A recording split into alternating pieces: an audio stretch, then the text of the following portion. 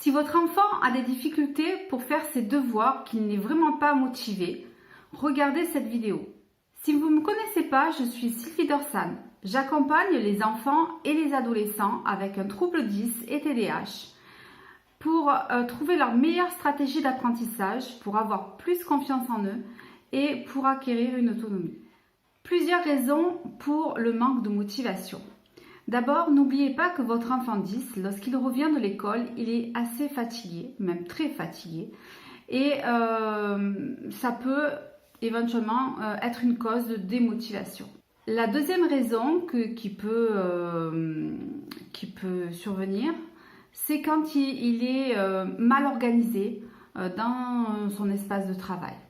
La troisième raison, c'est une difficulté à se mettre au travail. En fait, il n'a pas d'entrain pour se mettre au travail. Il préfère aller jouer, faire un tas de choses, mais voilà, se mettre au travail, ça va être une difficulté. Ensuite, il peut aussi revenir de l'école en étant contrarié émotionnellement, parce que la journée a été difficile, compliquée. Comme vous le savez, il peut y avoir des moqueries, voilà, ça a été peut-être un petit peu compliqué. Donc, il va falloir prendre en compte ces émotions-là. Et puis ensuite, il ne faut pas oublier que tous nos enfants 10 ont une peur de la difficulté.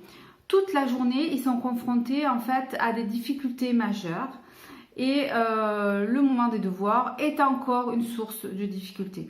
Donc, ils ne vont pas forcément adhérer. Alors, pour la fatigue, il faut d'abord vérifier qu'il ne manque pas de sommeil. Parfois, les TDAH ont des difficultés à s'endormir ou ont des sommeils qui ne sont pas tellement réparateurs. Donc, il va falloir peut-être creuser à ce niveau-là. Et puis, deuxième chose, avant de se mettre au travail, il va falloir qu'il fasse une pause. Donc, j'en parlerai d'ailleurs dans une deuxième vidéo. Ça va être tout un rituel qu'il va falloir mettre en place pour se préparer à faire les devoirs. Pour ceux qui sont mal organisés, et on sait que certains enfants 10 sont un petit peu éparpillés, on va dire, il y en a un petit peu de partout sur le bureau. Donc dans ces cas-là, il va falloir lui apprendre à mieux s'organiser sur le bureau, à faire un petit peu de vide et à avoir essentiellement les outils qu'il a besoin pour travailler. On peut très bien faire une checklist. Et tout ça, donc j'en parlerai aussi dans une autre vidéo.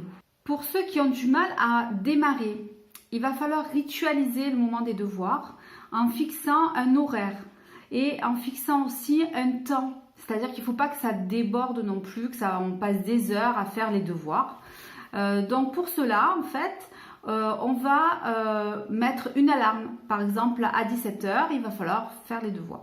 Et donc, il va falloir vraiment ritualiser ça tous les soirs, que ça soit la même chose. Parce que vous savez comme moi qu'ils adorent les rituels. Pour ceux qui ont rencontré des difficultés émotionnelles, des contrariétés pendant la journée d'école, il va falloir, avant de démarrer le travail, d'identifier l'émotion qu'il a. Donc, laquelle des 5 émotions de base il a.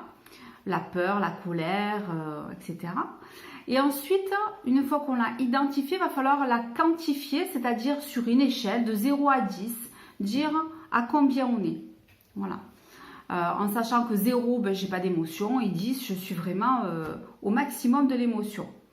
Et puis enfin, pour réguler cette émotion-là, il y a quelque chose qui est très important, c'est cette fameuse, je vous en ai déjà parlé, cette fameuse respiration ventrale qu'il va falloir faire pour régulariser, un petit peu réguler ces émotions qui sont un peu trop intenses.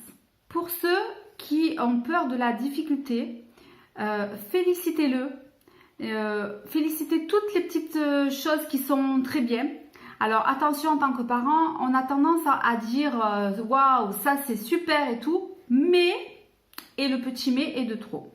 Donc remplacez les mais par peut-être et, ça passera mieux. Et puis deuxième chose aussi, pour ceux qui ont des difficultés et qui voient la charge de devoirs tellement intense, divisez le travail. Partagez le travail peut-être sur la semaine si vous y arrivez. Voilà, en petits morceaux, c'est plus facile à digérer. J'espère que toutes ces astuces pourront vous aider à motiver votre enfant à faire les devoirs. Si vous avez aimé cette vidéo, n'hésitez pas à la liker, à la commenter, à la partager. N'hésitez pas à activer la cloche de notification en bas et je vous dis à très bientôt pour une prochaine vidéo.